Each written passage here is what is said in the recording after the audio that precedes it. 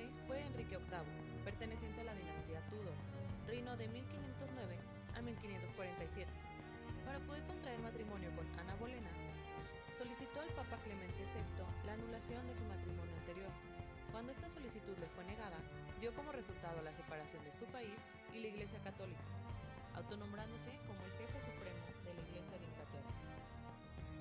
Ana Bolena captó la atención del rey por su belleza. Era tan hermosa que no se daban cuenta de un defecto que tenía.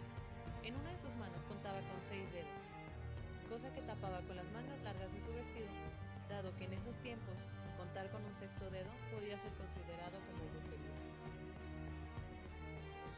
La adoración que recibía la primera esposa de Enrique VIII no era la misma que recibía Ana Bolena por parte del pueblo. Al contrario, la odiaban, por el hecho de haber quitado a la reina del trono y ocasionado la separación de la Iglesia con el reino de Inglaterra. Tanto es el odio que le tiene el pueblo español a esta mujer que existe la palabra Ana Bolena en la Real Academia Española, que significa mujer alocada, que le gusta armar líos y de poco fiar. En este matrimonio es cuando nace Isabel I, pero años después, por supuesto acto de traición y adulterio, Ana Bolena es decapitada por órdenes del rey, convirtiendo a Isabel en la hija bastarda de Enrique VIII. A lo largo de su vida, Enrique VIII tuvo 6 esposas. La primera de ellas fue Catalina de Aragón, una noble española con un gran intelecto. Catalina inicialmente estaba casada con el hermano de Enrique, Arturo. Su matrimonio duró solamente un año, dado que ambos cayeron en una enfermedad muy severa. Se dice que fue sudor inglés, una enfermedad local cuyo síntoma principal era una sudoración extrema.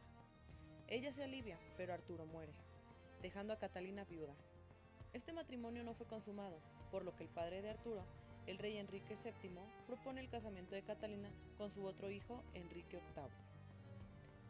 Con la aceptación papal se lleva a cabo la boda. Todo iba bien, pero después de tantos embarazos fallidos, la llama del amor se empieza a extinguir. La única hija que llega a la mayoría de edad es María I. Es aquí cuando Enrique se ve atraído por la ambiciosa Ana Bolena y solicita al Papa Clemente VII la anulación del matrimonio, afirmando que el anterior matrimonio de Catalina con su hermano había sido consumado. Su segundo matrimonio fue con Ana Bolena. Buena parte de su infancia transcurrió en Francia, en la refinada corte del rey Francisco I, donde recibió una esmerada educación. Al regresar a Inglaterra, ocupó el lugar que por su rango le correspondía en la corte como dama de la reina Catalina de Aragón. Después de lograr la separación de Catalina y Enrique, en 1533, Ana Bolena se casa con el rey Enrique VIII y tiene una hija, Isabel. En 1534, Ana tuvo un aborto y en enero de 1536 dio por fin a luz a un niño, que sin embargo murió a las pocas horas, lo que significó su definitiva caída en desgracia. En mayo de ese año, Enrique hizo explícito su rechazo a la reina, abandonándola en el transcurso de un torneo de Greenwich. Afirman que el rey tuvo un ataque de celos cuando la reina entregó su premio a uno de los caballeros concursantes. Al día siguiente, Ana fue arrestada por orden del rey y encerrada en la Torre de Londres. Los cargos contra ella consistieron en una lista de acusaciones de adulterio, con 5 hombres de la corte, incluido su propio hermano, Lord Rochford. Después de juzgarla en la corte, Ana murió decapitada en mayo de 1536. Dicen que el rey solo estaba buscando un pretexto para deshacerse de Ana, ya que al día siguiente de su muerte, contrajo matrimonio con Juana Seymour, quien había sido dama de honor de las 2 primeras esposas del rey. De este matrimonio nace Eduardo VI, el primer heredero varón del rey, pero Juana fallece 2 semanas después por complicaciones que tuvo al dar a luz. Con fines políticos y mejorar las alianzas, el consejo le sugiere al rey que contraiga matrimonio con la noble alemana Ana de Cleves. No se conocían físicamente, por lo que Enrique envió a un pintor a la corte germana para tomar un retrato de Ana. Para no disgustar al rey, Ana le pidió al pintor que retocara un poco el retrato. Cuando Enrique lo ve, acepta llevar a cabo la boda, pero cuando se conocen personalmente, a Enrique no le gusta lo que ve. Sin embargo, la boda procede. Enrique confirmó que no pudo consumar el matrimonio por el aspecto de Ana. Dicen que su relación era muy buena, pero una dama de honor de la nueva reina llamó la atención del rey, por lo que éste le pide la anulación del matrimonio. Ana de Cleves aceptó separarse amistosamente de Enrique VIII después de 7 meses de haberse casado, con miedo a terminar como Ana Bolena. Desde entonces y hasta el final de sus días, Ana de Cleves fue conocida en la corte como la hermana del rey. Catalina Howard era la prima hermana de Ana Bolena. Era completamente distinta que las reinas anteriores. Su nivel de cultura era igual a cero. No leía nunca y no le interesaba absolutamente nada relativo a cuestiones políticas y religiosas. Pero hacía feliz al rey con su risa, su sensualidad y su juventud. El problema es que Catalina no era feliz con el rey. Él la llenaba de joyas y regalos carísimos que incluyeron varias mansiones y palacios.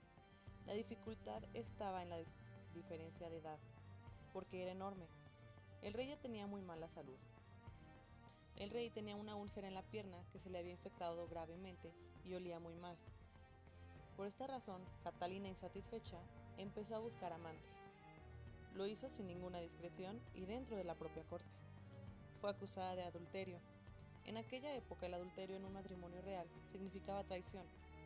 Tanto sus amantes como ella fueron ejecutados. El matrimonio solamente duró año y medio, con 19 años de edad fue cuando murió Catalina. El sexto y último matrimonio de Enrique fue con Catalina Parr.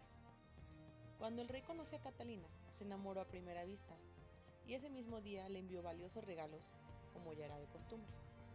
El problema es que Catalina estaba casada, pero su marido era muy viejo y enfermo. Enrique tuvo suerte porque pocos meses después falleció el marido de Catalina. Inmediatamente el rey le pidió matrimonio. Casarse era poner en riesgo su propia vida en caso de que el matrimonio funcionara mal, dado la mala reputación que tenía Enrique VIII.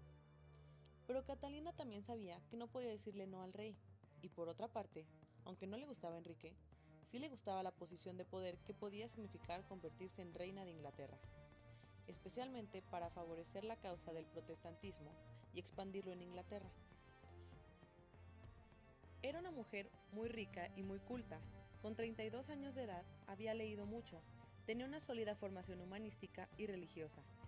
Estuvieron 4 años casados, sin conflictos y sin que el rey tuviera otras amantes ni mostrara ningún deseo de divorciarse. El matrimonio se terminó simplemente porque el rey murió, y en este matrimonio no tuvo hijos. Isabel nació el 7 de septiembre de 1533 en el Palacio de Placentia en Greenwich. En 1544, Catalina Parr logró que el rey Enrique firmara el acta de sucesión para que Isabel y María recobraran sus derechos al trono por detrás de su hermano Eduardo. Catalina deseaba que aquellas niñas, hijas y al fin y al cabo de su marido, por lo tanto responsabilidad suya, estuviesen en su compañía. Isabel tenía 10 años cuando regresó a Greenwich, donde había nacido y estaba instalada en la corte.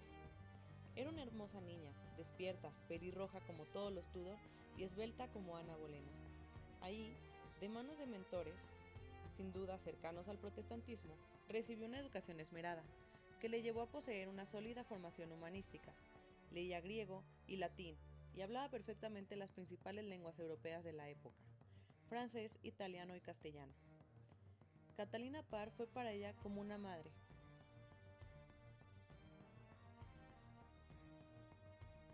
Catalina Parr, al quedar viuda, adelanta el funeral del rey Enrique.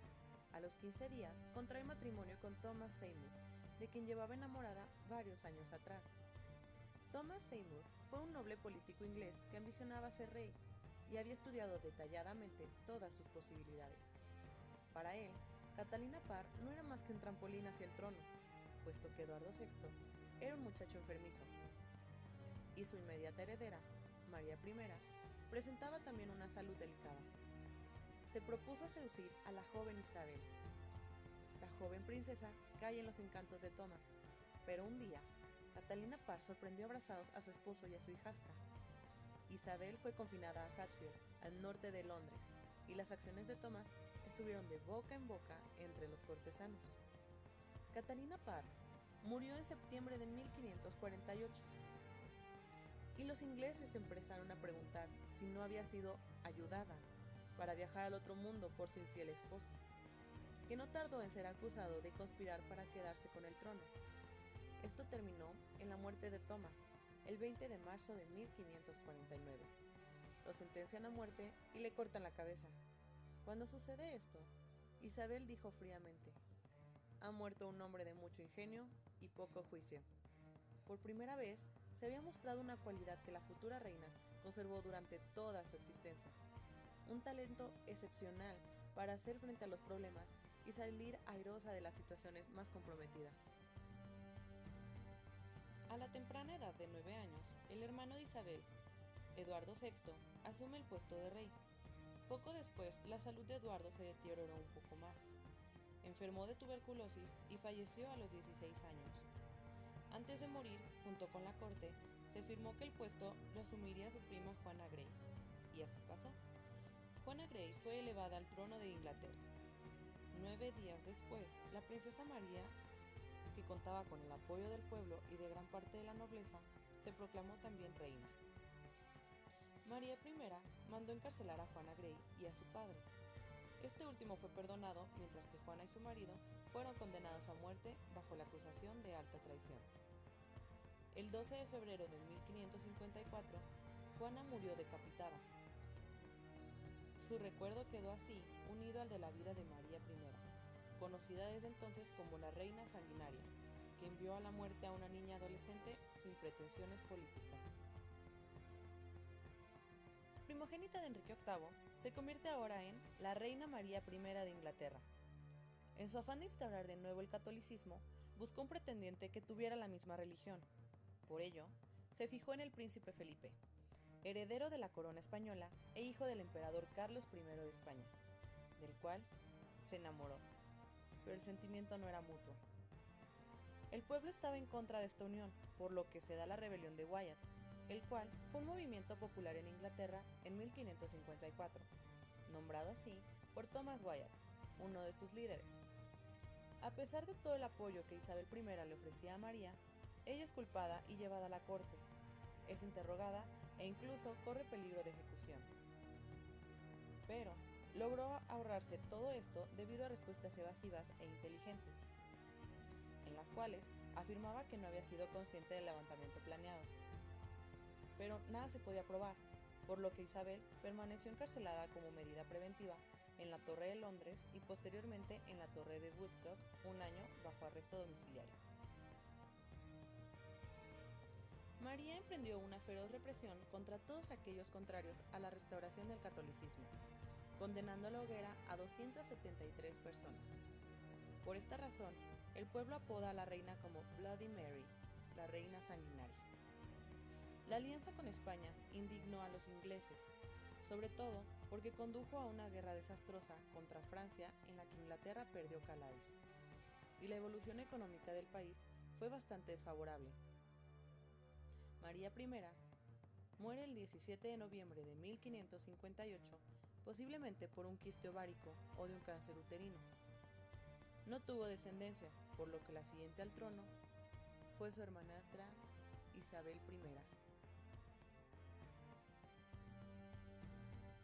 I. Isabel I ocupó el trono a los 25 años de edad. Era la reina de Inglaterra e iba a ser intransigente con todo lo que se relacionara con los derechos de la corona, pero seguiría mostrándose prudente, calculadora y tolerante en todo lo demás, sin más objetivo que preservar sus intereses y los de su país, que vivía en plena ebullición religiosa, intelectual y económica y que tenía un exacerbado sentimiento nacionalista. Uno de sus primeros actos de gobierno fue nombrar primer secretario de Estado a Sir William Cecil, un hombre procedente de la alta burguesía y que compartía la prudencia y la tolerancia de la reina.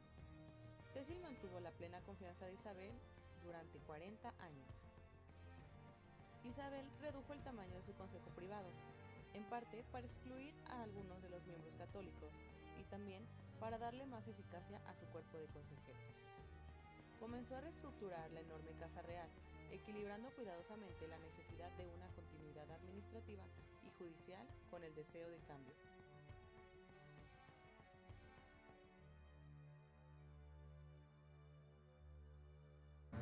Isabel restauró el protestantismo en Inglaterra.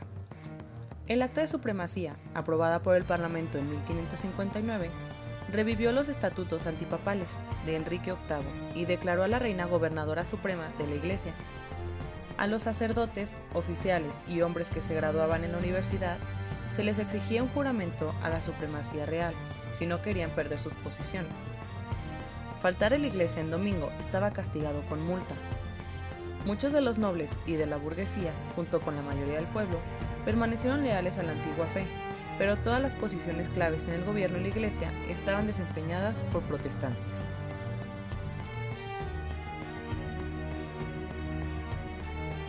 Probablemente en el centro de la decisión de Isabel de permanecer soltera había un inconsciente compromiso con el poder.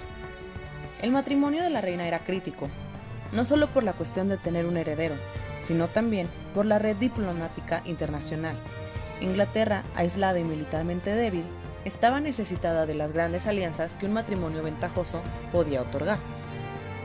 Isabel estaba enamorada de Robert Dudley, pero él estaba casado y su esposa se encontraba enferma. En septiembre de 1560, su esposa murió en una sospechosa caída y parecía que estaba como primero en la lista para casarse con la reina, o al menos eso decían los rumores. Pero, aunque la conducta de la reina siguió generando incertidumbre, nunca dio el paso decisivo. La resistencia de Isabel a casarse podría estar motivada políticamente, y Dudley no tenía una buena reputación. Tuvo varios pretendientes, como Felipe II de España, Eric XIV de Suecia, el archiduque Carlos de Austria y Enrique duque de Anjou. Pero en octubre de 1562, la reina casi muere de viruela y el parlamento la presionó para casarse. Esto fue suficiente motivo para disolver el parlamento por un tiempo. Ya que María se negaba a contraer matrimonio y tener un descendiente directo, el consejo pensó en 3 posibles herederas, que son descendientes de Enrique VIII. La primera era la prima de Isabel, María Estuardo, la que por temor a que los franceses invadieran Inglaterra, Isabel la colocó en el trono escocés.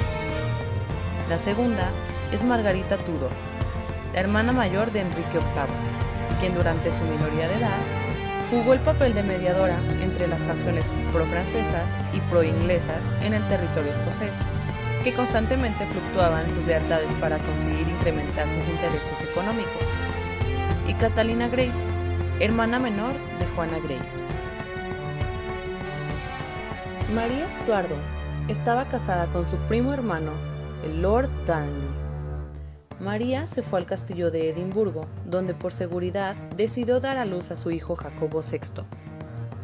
Tanto los lores como la propia María estaban cansados de las peticiones desmesuradas de Lord Darnley.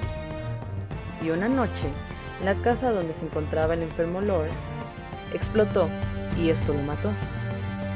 El conde Badwell, uno de los implicados en el asesinato del rey, se convierte en el futuro esposo de María Estuardo, por lo que esto la convierte en la primera sospechosa del asesinato. La nobleza se levanta en armas en contra de María y Badwell, lo que da como resultado la exiliación de él, y ella abdica a su hijo Jacobo VI y queda prisionera en Escocia. En mayo de 1568, María consiguió escapar del castillo del lago Leven disfrazada de lavandera. En muy poco tiempo, consiguió organizar un pequeño ejército con los pocos nobles que aún la apoyaban. Pero esta guerra no tuvo victoria.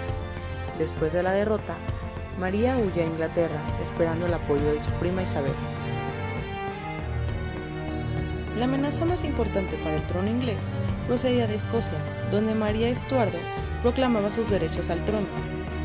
Cuando la reina escocesa huye de su cautiverio para refugiarse en Inglaterra, como medida preventiva, Isabel la mantiene encerrada en un castillo del norte de Inglaterra, como huésped de honor, servida y vigilada por una familia aristocrática de alto rango. En 1580, el Papa Gregorio XIII proclamó sería sin pecado el que le quitara la vida a la reina Isabel. Isabel no mostraba signos de preocupación, pero el Consejo Privado elaboró un documento por el que se pedía a sus signatarios que en caso de atentado contra la vida de la reina, mataran no solo a los asesinos, sino también a quien aspirara al trono como para cometer dicho atentado. Los espías del gobierno, bajo la dirección de Sir Francis Walsingham, interceptaron las cartas de María Estuardo y descubrieron que se encontraba implicada en atentados contra la vida de la reina, por lo que fue juzgada y sentenciada a muerte. El Parlamento solicitó que la sentencia fuera cumplida sin retraso. Durante 3 meses, la reina dudó, firmando la sentencia finalmente. Cuando le llegaron las noticias de que el 8 de febrero de 1587 María había sido decapitada en el castillo de Fotheringhay con 45 años de edad, para dicha ceremonia se puso un vestido rojo para ser considerada una mártir católica. Isabel respondió con una demostración de lamento y furia al hijo de María, Jacobo VI de Escocia. Le escribió diciendo que no había pretendido que la ejecución tuviera lugar, encarcelando al hombre que había entregado la orden firmada. La ejecución de María Estuardo ofendió a los católicos europeos y Felipe II recibe autorización del Papa para deponer a Isabel. Esto da inicio a la Guerra Anglo-Española. Desde el punto de vista religioso, era evidente el desacuerdo, teniendo en cuenta que los ingleses eran protestantes y que se enfrentaban por tanto al catolicismo más arraigado del pueblo español. Por un lado, Isabel I de Inglaterra había sido excomulgada por el Papa Pío V en 1570. Y por otro, Felipe II había firmado en 1584 el Tratado de Joinville con la Santa Liga de París con el fin de combatir el protestantismo. La guerra comenzaría con victorias inglesas bastante importantes, como la de Cádiz en 1587, así como la pérdida de la Armada Invencible en 1588, donde los barcos de la reina, en una de las más famosas batallas navales de la historia, derrotaron a la flota enemiga, que al intentar volver a España fue completamente destruida por terribles tormentas.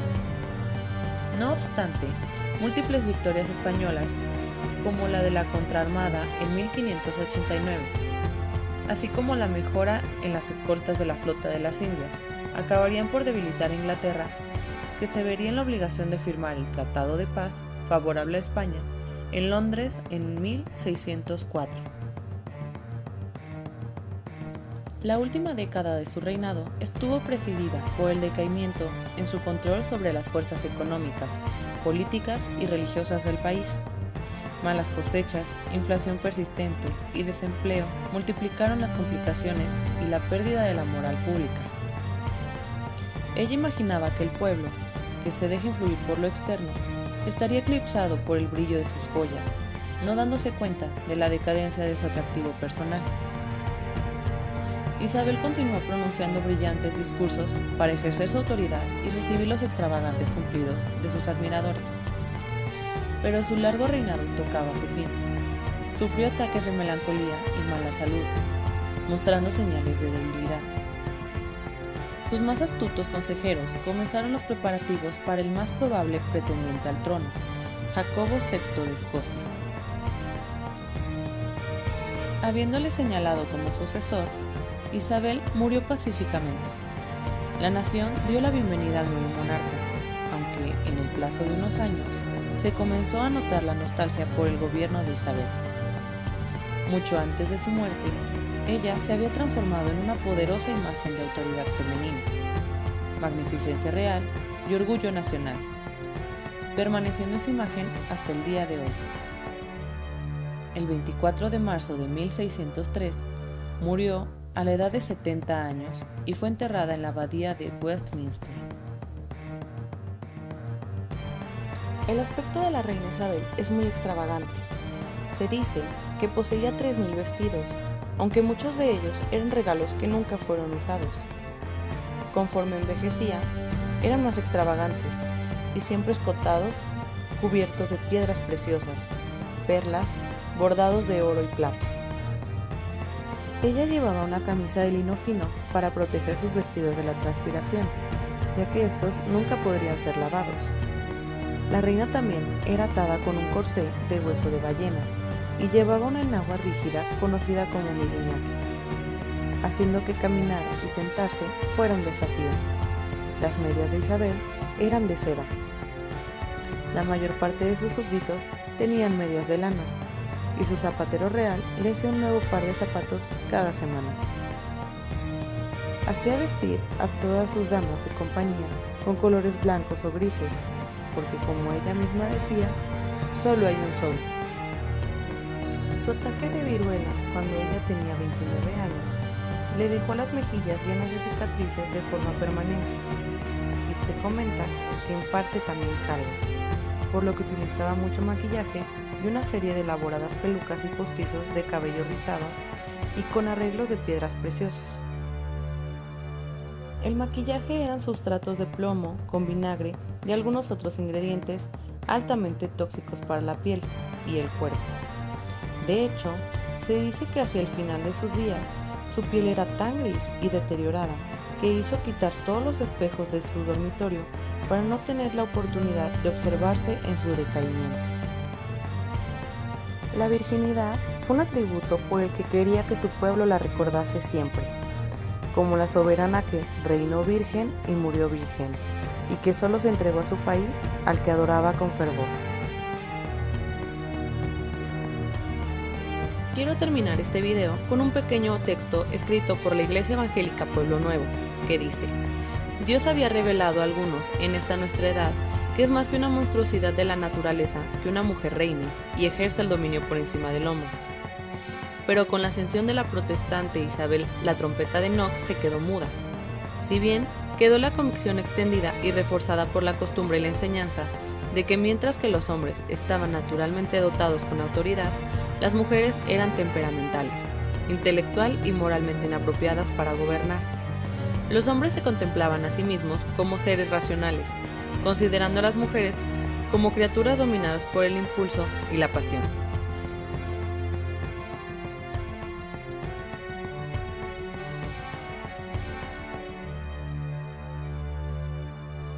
Los nobles varones eran preparados para la elocuencia y las artes de guerra, mientras que las mujeres nobles debían guardar silencio y atender a su tarea doméstica. En los hombres de la clase elevada, una voluntad de dominio era admirada, o al menos asumida. En las mujeres era un peligro o algo grotesco. Escogí a la reina Isabel, ya que es un personaje importantísimo en la historia, y me sorprende que a pesar de todos los juicios por parte de la sociedad que hacen mención a que una mujer no cuenta con la habilidad de gobernar, ella mostró todo lo contrario. La reina Isabel, desde el inicio de su reinado, como ella misma lo decía, estaba casada con el pueblo inglés. Tenía la corona bien puesta y todas las decisiones que tomó a lo largo de su vida fueron en beneficio del pueblo.